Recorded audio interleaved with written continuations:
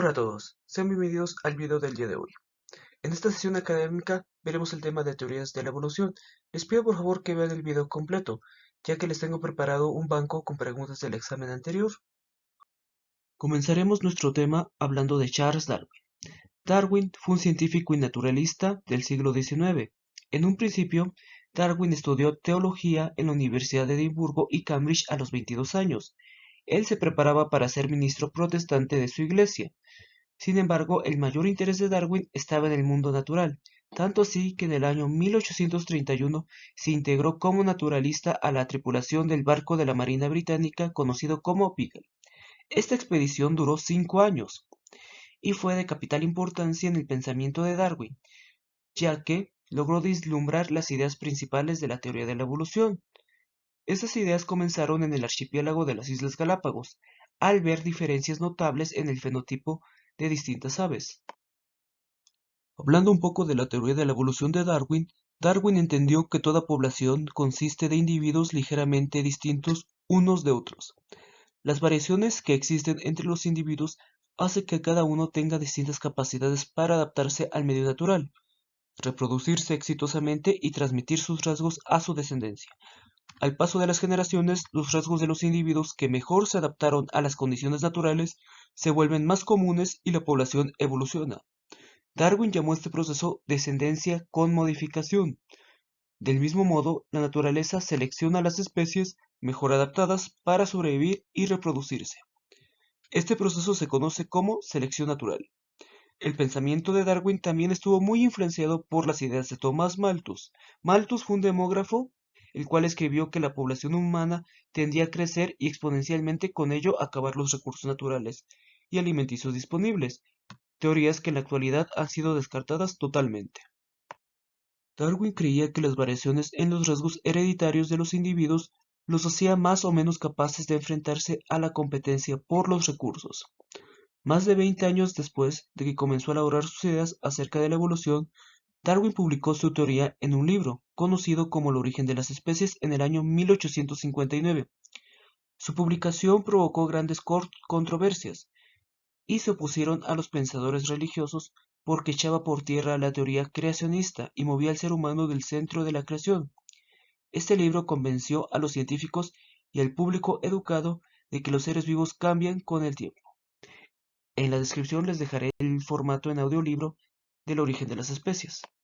La teoría de la evolución de Darwin consta principalmente de 5 postulados. Primer postulado: los tipos biológicos o especies no tienen una existencia fija ni estética, sino que se encuentran en cambio constante.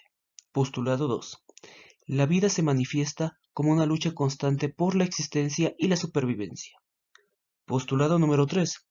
La lucha por la supervivencia provoca que los organismos que menos se adapten a un medio natural específico desaparezcan y permite que los mejores adaptados se reproduzcan.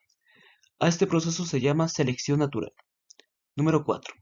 La selección natural, el desarrollo y la evolución requieren de un enorme periodo de tiempo, tan largo que en una vida humana no se pueden apreciar estos fenómenos. Postulado número 5. Las variaciones genéticas que producen el incremento de la probabilidad de supervivencia son azarosas, es decir, que están regidas por el azar, y no son provocadas ni por Dios, ni por la tendencia de los organismos a buscar la perfección, como lo pensaba Lamarck, que al utilizar más un órgano, éste iba a modificarse.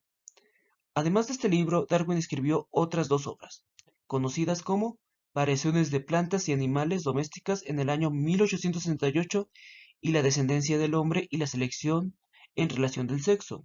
La obra de Charles Darwin sentó las bases de la biología evolutiva moderna, y aunque actualmente se sabe que las especies han evolucionado a lo largo del tiempo, aún no está muy claro cómo este proceso ha sucedido. La segunda teoría evolutiva que veremos el día de hoy es la teoría sintética de la evolución, la cual es una combinación de la teoría de la evolución de Darwin con los principios de la genética mendeliana. Se conoce como la síntesis neodarwiniana o la teoría sintética de la evolución. Esta teoría intenta relacionar las teorías de la evolución con la paleontología, la sistemática y la genética. Los principales representantes de la síntesis fueron el genetista Theodosius Dobansky, el zoólogo Ernest Mayr, el paleontólogo George G. Simpson y el botánico George Lendage, todos ellos de los Estados Unidos, con apoyo del zoólogo Julian Huxley de Inglaterra. Nuestro primer científico, Dubansky, propuso que la evolución puede percibirse como un cambio de frecuencias génicas en el seno de una población.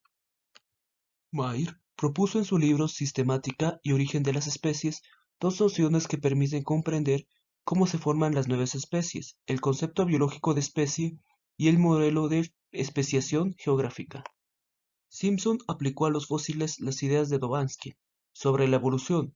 Para los defensores de la teoría sintética, la evolución de las especies resulta de la interacción entre la variación genética que se origina en la recombinación de alelos y las mutaciones y la selección natural. Huxley, hermano del escritor Aldous, propuso en el año 1942 el término síntesis. Durante los pasados 60 años, la teoría sintética ha dominado el pensamiento científico acerca del proceso de la evolución y ha sido enormemente productora de nuevas ideas y nuevos experimentos a medida de que los biólogos trabajan para desentrañar los detalles del proceso evolutivo. A manera de conclusión, me gustaría mencionar que algunos aspectos de la teoría sintética fueron puestos en tela de juicio recientemente, en parte como resultado de nuevos avances en el conocimiento de los mecanismos genéticos producidos por los rápidos progresos en biología molecular, y en parte como resultado de nuevas evaluaciones del registro fósil. Sin embargo, las controversias actuales que se refieren principalmente al ritmo y a los mecanismos del cambio macroevolutivo y al papel desempeñado por el azar en las determinaciones de la dirección de la evolución no afectan los principios básicos de la teoría sintética. Concluyendo los temas de teorías de la evolución, ahora veremos evidencias de la evolución, un subtema realmente preguntado en su examen de admisión. Primero, la anatomía comparada permite deducir el nivel de parentesco de las especies, pues si comparten las mismas estructuras morfológicas se deducen que poseen un ancestro en común, aunque dichas estructuras hayan aparecido como una adaptación a nuevos entornos. Las evidencias de la anatomía comparada surgen por la comparación de las estructuras de los organismos, las que se han clasificado según sus orígenes evolutivos en estructuras homólogas, estructuras análogas y estructuras vestigiales. Primero, estructuras homólogas. Son aquellas que tienen la misma estructura interna, aunque su forma externa y función sean diferentes. Son estructuras heredadas de un ancestro en común y la posterior adaptación a distintos ambientes provocó diferencias entre ellas. A continuación se muestra la comparación de los huesos de las extremidades de algunos humanos, un brazo humano, una pata de perro, una aleta de ballena y la ala de un ave.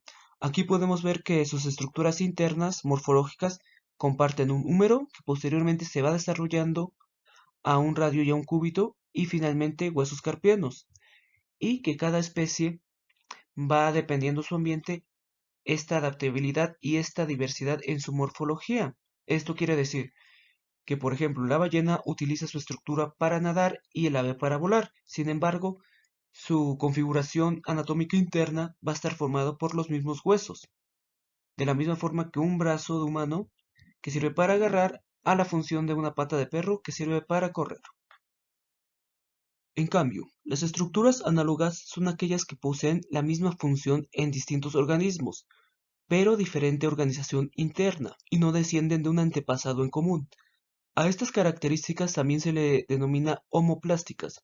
Por ejemplo, al comparar el ala de un murciélago con la de un insecto, si bien ambas estructuras cumplen la misma función de volar, los órganos que permiten dicho movimiento son en su origen y estructuras muy distintas entre sí. ¿Ok? Esto quiere decir que no poseen como tal un ancestro en común o un ancestro en común no muy cercano. Por ejemplo, la ave, el murciélago y el insecto son de diferentes reinos. Finalmente, en anatomía comparada, que es nuestra primera evidencia de la evolución, veremos las estructuras y órganos vestigiales. Son aquellas cuya labor se ha ido perdiendo a lo largo de la evolución. Son estructuras que tuvieron una función destacada en especies anteriores, hoy desaparecidas, pero que en los organismos actuales se encuentran reducidas o en desuso. Por ejemplo, los antepasados de las ballenas y de las boas constrictoras eran terrestres y poseían estructuras óseas como el isquión, huesos de la cadera que le permite la movilización de estas criaturas. Sin embargo, en la actualidad estas especies no necesitan de estas estructuras óseas y por lo tanto lo cargan como una especie de accesorio evolutivo, al igual que los órganos vestigiales. En las ballenas y en las serpientes existen estructuras similares a las patas de las salamandras. No obstante, tienen una función alguna en las especies actuales. También podemos ejemplificar este concepto de estructuras vestigiales en las muelas del juicio, en el apéndice y en el músculo palmar largo. Nuestra segunda evidencia de la evolución es la biogeografía. Los registros y descripciones de especies que realizaron los naturalistas en diferentes partes del mundo mostraron que la diversidad de especies superaba lo conocido, pero que además presentaba una distribución geográfica difícil de explicar. Esto motivó el surgimiento de la biogeografía, una disciplina que estudia la distribución geográfica de las especies y las causas que originan dicha distribución. Para explicar el origen de un ancestro en común, por ejemplo en los monos, se debe relacionar la ocurrencia de fenómenos geológicos en el pasado, como el desplazamiento de los continentes que tuvo lugar hace 200 millones de años.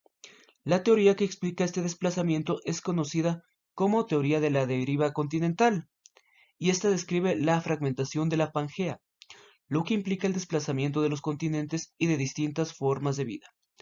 Esta separación de los organismos provocó un aislamiento de las especies, por lo que se favoreció su evolución y su adaptación a diferentes condiciones de vida. Nuestra penúltima evidencia de la evolución es la embriología. La embriología es la ciencia que estudia el desarrollo del embrión y de los tejidos de los organismos vivos. Establecer comparaciones en el desarrollo embrionario de organismos similares ayuda a detectar la existencia de relaciones evolutivas entre estos. Actualmente se sabe que todos los antepasados vertebrados poseían genes que dirigían el desarrollo de branquias y colas. Por ende, todos sus descendientes poseen estos genes. En los peces, estos genes permanecen activos durante todo el desarrollo, y el resultado de ellos es que en los adultos tienen colas y branquias. En los seres humanos, cerdos y pollos, estos genes están activos solo durante las etapas iniciales del desarrollo, y en etapas posteriores los genes están inactivos.